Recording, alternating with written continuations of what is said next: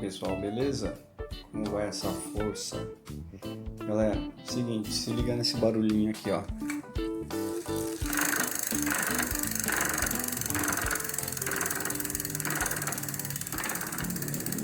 E aí?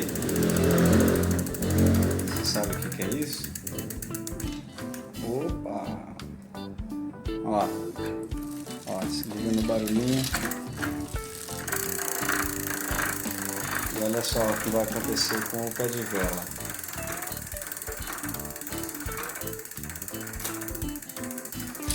Ó, fantasmas. Ó. Isso aqui, ó, o que acontece? Tem gente que acha que é um problema no cubo, no eixo.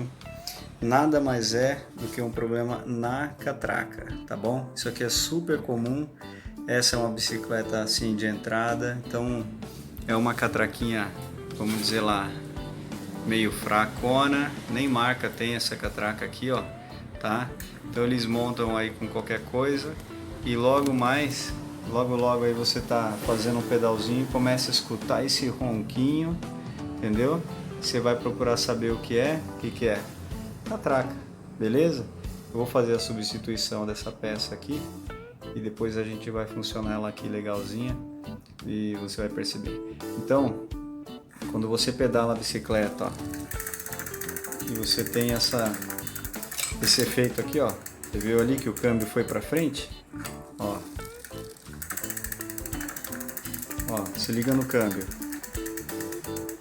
ó, ó lá, deu para pegar? Ó o câmbio, ó. Meu, além disso aqui ser perigoso, porque o câmbio pode virar aqui, essa corrente entrar, faz uma bagunça aí, entendeu? Quando você escutar esse som na roda traseira, você já vai saber, minha catraca tá com problema, tá? Então faz a substituição dela, porque você vai estar economizando um câmbio traseiro, tá certo? E possivelmente uma corrente e raios quebrados, porque às vezes o câmbio entra aqui e você tem um problemão aí depois, tá bom? Vai gastar bastante, tá feito? Então já fica aqui, ó, no videozinho um pouco mais curto, uma dica.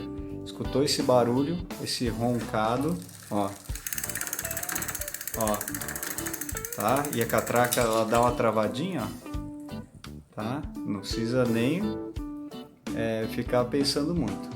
Catraca, tá? Substitui essa peça aqui o mais rápido possível e maravilha. Valeu!